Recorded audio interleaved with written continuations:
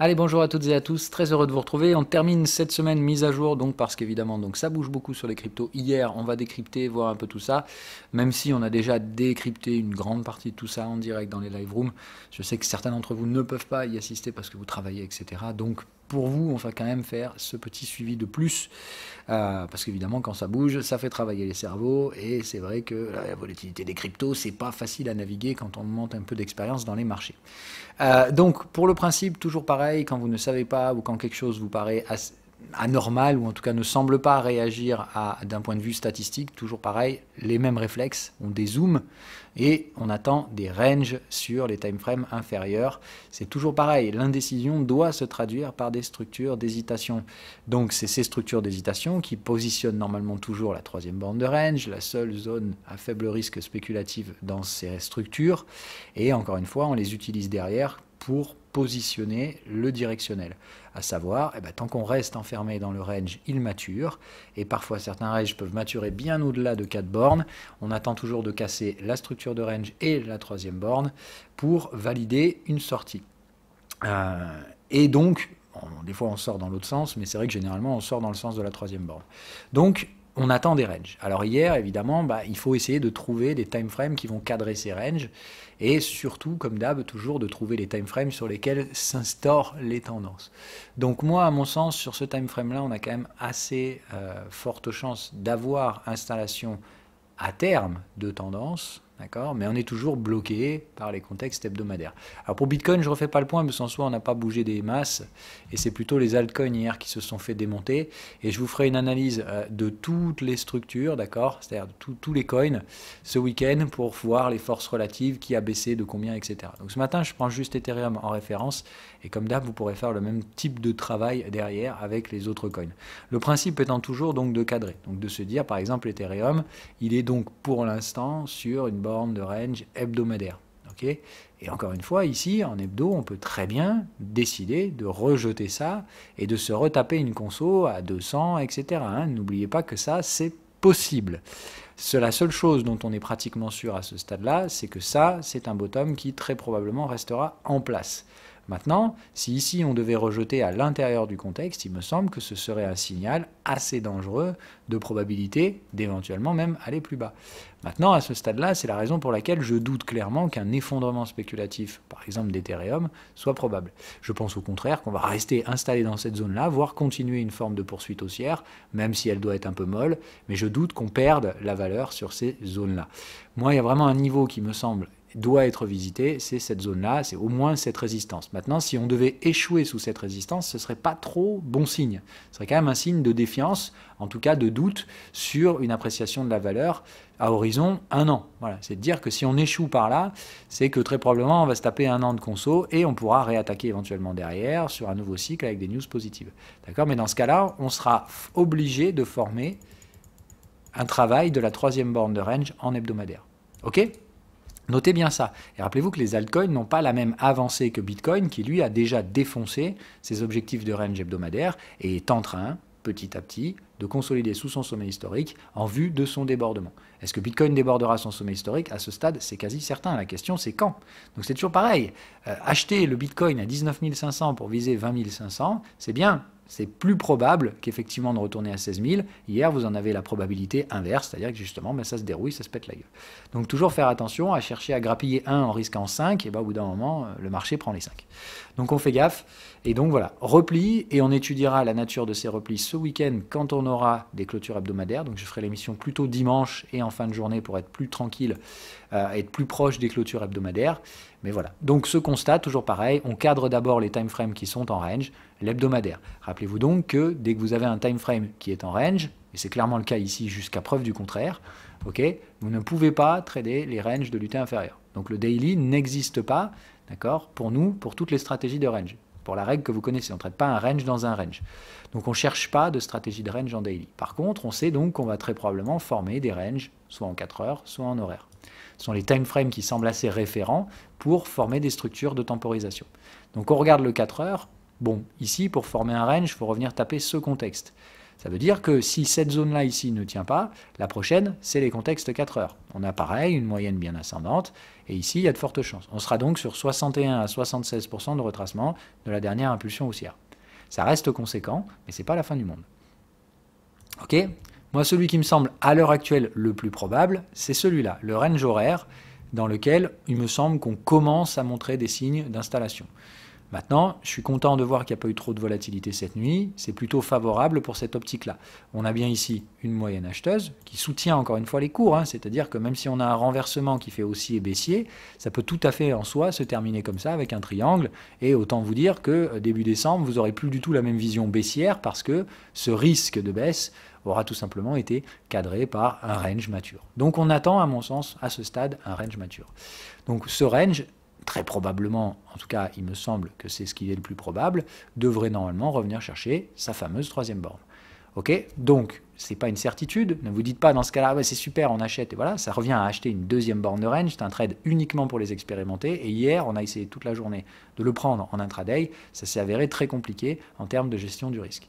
Donc c'est une deuxième borne de range un peu atypique, mais j'aime bien le fait qu'on soit revenu la clôturer par là, ce qui montre quand même qu'on laisse une mèche basse. Maintenant, encore une fois, la tranche de la bougie n'est pas bandante. Donc, à voir si aujourd'hui on ne va pas essayer d'aller chasser un petit peu plus bas, ce ne serait pas impossible. Ok ? Donc, on va étudier ça évidemment dans la live room ce matin pour ceux qui sont en intraday. Je décapiterai un petit peu tout ça, mais le but n'étant pas pour vous d'acheter les deuxièmes bornes de range, mais de gérer votre risque spéculatif sur la troisième. Ici, du coup, on va étudier, comme d'hab, quand on arrive sur la troisième borne, revoyez la TL si vous avez besoin, on étudie la nature de la première et de la deuxième borne. On voit qu'ici, le signal de vente est très partiel, puisque c'est une petite divergence qu'on ne voit pratiquement même pas sur les prix. Donc voilà, il n'y a pas ici de gros signal vendeur, et sur le bottom, les signaux acheteurs, bon, c'est vraiment limite, et c'est même plutôt bullish. C'est de dire, bon, cette pattern est un peu en retard, mais voilà, disons qu'elle déclenche là-haut, et puis encore une fois, il faut que je revoie dans l'algo, à mon avis, elle aurait surtout dû se déclencher là. Voilà. Donc elle a été déclenchée trop vite, et il faut que je corrige quelque chose. Donc voilà, théoriquement ici, donc on a un support bullish sur une moyenne acheteuse avec des signaux vendeurs très limités. Clairement, il y a de fortes chances que ça aille chercher au moins, je pense, le haut de la zone. Donc je tablerai plutôt ici sur un range neutre, voilà, plus que de tabler sur un range vendeur. C'est-à-dire que je ne serai pas trop agressif avec une recherche de vente avec un Fibo 61, mais plutôt vers du 76 et la zone des 590 en gestion du risque. Ok ? Évidemment, à affiner en fonction de ça, il faudrait déjà arriver dans cette zone avant de faire quoi que ce soit. Mais l'horaire me semble être le time frame le plus propice, évidemment, tant qu'on tient cette zone-là. Si on devait chuter, évidemment, c'est clair que la prochaine zone, c'est 420, 380, bien entendu. Voilà, la structure globale que je vais exploiter personnellement, puisque comme on a dit, le daily ne peut pas être considéré actuellement comme un range, parce que voilà, pourtant ici les moyennes sont en train doucement d'essayer de se réorienter. Il faut toujours une structure. Moi, ce qui me gêne, c'est que j'ai une structure, alors évidemment elle est peu courante, c'est pour ça qu'elle fait un peu chier, mais comme là on a quand même une consolidation qui est quand même relativement marquée, c'est-à-dire un range horaire, j'ai l'impression que ce qui nous attend, c'est ça. Voilà, c'est de dire on refait la même chose, une première chute très brutale, derrière ça range de façon très bruyante. Difficile de dire quelle structure, je vous ai dit, j'entrevois pour l'instant la probabilité d'un triangle, mais en soi j'en sais rien et je m'en fous, ce qui m'intéresse c'est pas de structurer le range, juste de savoir combien de temps ça va prendre. Vous le savez, la troisième vague ne peut pas être la vague la plus courte. Donc ici, vu ce qu'on s'est tapé avant et le fait que cette vague est assez longue, il me semble qu'on a affaire à une structure de vague 1 étendue. C'est-à-dire la vague 1 est la plus impulsive, c'est celle qui catalyse le breakout. Et on le voit bien, d'accord ? Et qu'est-ce qu'on constate ici ? On a eu un breakout de la zone des 440 sur Ethereum et ça freine. C'est le typique du renversement de la structure vague 5 étendue, où je vous rappelais, vous avez un petit breakout ici mais ça passe pas, on revient, on fait une deuxième vague avec un breakout là et il passe pas, il revient chercher l'overlap et enfin arrive la vague 5 étendue où on arrive à casser tout le bordel et on finit un peu FOMO, machin, tout ça. Ok ? Donc ce schéma de vague 5 étendue, normalement, si vous tradez les cryptos, vous y êtes habitué. La vague 1 étendue, c'est le même schéma à l'inverse, c'est-à-dire que la première vague catalyse un breakout et une tendance. Derrière, on a une phase de repli, on a une troisième vague qui est plus courte et vient chercher normalement un overlap. Et puis derrière, en général, on fait une vague encore plus courte qui tente un breakout et se retrouve en excès final. Ok ? Donc en termes de structure, ce qu'on a ici, ça ressemble à ce que je vous apprends comme la stratégie du pullback dans la structure la plus probable des actifs, de la plus grande majorité des actifs boursiers, qui est la structure en vague 3 étendue, où on réalise le breakout après une phase préparative. Ici, en général, on constitue des accumulations, des ranges de court terme. Ici, le breakout. Là, on a généralement la phase où ça freine, la divergence, le pullback, et ici, l'excès final. Okay, de ces stratégies-là que je vous apprends, il faut juste, encore une fois, les réorganiser dans un autre ordre. On fera les vidéos sur ces différentes structures en TL bientôt, et probablement même la semaine prochaine, puisque j'envisage de reprendre quasi une TL par jour. Je vais vous bourriner de la TL la semaine prochaine. Voilà, donc la vague 1 étendue, c'est l'inverse. C'est-à-dire qu'on a une vague préparatrice ici, on a des accumulations à court terme, un breakout, okay, derrière un repli qui est généralement de l'ordre d'un pullback, c'est-à-dire 23-38%, ça retrace généralement pas plus de 50, et derrière vous avez effectivement une poussée avec une vague qui va devenir inférieure, plus courte, c'est-à-dire généralement la première vague est plus longue, celle-là est plus courte, et la dernière est donc la plus courte, après un autre pullback, c'est-à-dire qu'en fait ces structures-là constituent deux pullbacks, et un excès final très court. Ok, donc si c'est bien cette structure-là et qu'on tient cette zone en overlap, ce que ça me dit, c'est que la prochaine vague doit être plus courte que celle-ci. Ça nous donne théoriquement une zone de spéculation par là, et comme je vous l'ai dit, donc je pense qu'avec cette probabilité-là, une probabilité relativement raisonnable, on pourrait échouer sous résistance sur Ethereum et donc rentrer sur une phase de consolidation un peu plus longue. Ça me donnera un cluster de TP par là où il faudra effectuer une gestion du risque. Évidemment, la libération haussière de cette zone-là est tout à fait possible. Rappelez-vous, une structure ne dit pas que le marché doit faire ça, c'est une structure récurrente théorique qui a plus de chances de se produire que n'importe quoi d'autre, hein, mais ça ne veut pas dire que le marché est obligé de se retourner ici. C'est juste qu'il faudra faire, si on tient cette zone-là et qu'on revient chercher un petit plus haut, il faudra faire très attention à la zone des 700 $ pour une gestion du risque. Ok ? Voilà, on mettra tout ça à jour, mais je voulais vous mettre à jour ce plan-là. Donc pour moi, personnellement, je reste toujours en faveur de hausse de prix sur cet actif-là tant qu'il n'y a pas de cataclysme. Si jamais la zone actuelle venait à ne pas tenir, je pense quand même qu'il y a de fortes probabilités qu'un range se constitue, mais dans ce cas-là sur l'UT supérieure, c'est-à-dire en 4 heures, où dans ce cas-là, le contexte acheteur se trouve plutôt à l'heure actuelle sur cette zone-là. Mais n'oubliez pas que le contexte 4 heures, chaque semaine, il se remet à jour. Donc c'est soit on dérouille tout et on va chercher là-bas avant ce week-end, soit tout simplement le week-end prochain, enfin la semaine prochaine, ce niveau va probablement remonter assez significativement. Bon, pas non plus, voilà. Donc on surveille tout ça, c'est la seule chose que vous devez surveiller. Cette règle-là, vous devez l'appliquer sur l'ensemble des autres coins, c'est-à-dire attendre que des ranges se mettent en place. Et pour qu'il y ait un range, ou pour qu'il y ait ne serait-ce qu'existence d'un range, il faut déjà une troisième borne. Pour l'instant, on est en train de rechercher la seconde. Les zones techniques hier qui ont été atteintes correspondent à des schémas de deuxième borne de range. Certains pouvaient être tradés, d'autres non, ça dépendait de la nature des signaux. Donc voilà, après, ça reste des trades experts, donc si vous avez cherché à acheter hier, pour la plupart, vous avez pris des risques considérables parce que ce sont des stratégies que vous maîtrisez probablement peu. Et pire, j'ai pas encore fait les cours sur la deuxième borne de range. Voilà. Donc, si vous êtes assisté par un expérimenté qui sait ce qu'il fait, etc., pourquoi pas. Mais de toute façon, si vous vous mettez la barre de difficulté large au-dessus de la tête, n'oubliez pas encore une fois que la probabilité de faire des gadins de gestion derrière, par la psychologie ou le manque de maturité, augmente considérablement. Voilà. Donc, toujours pareil, n'essayez pas de gagner de l'argent sur des stratégies dont vous maîtrisez peu les contextes, etc.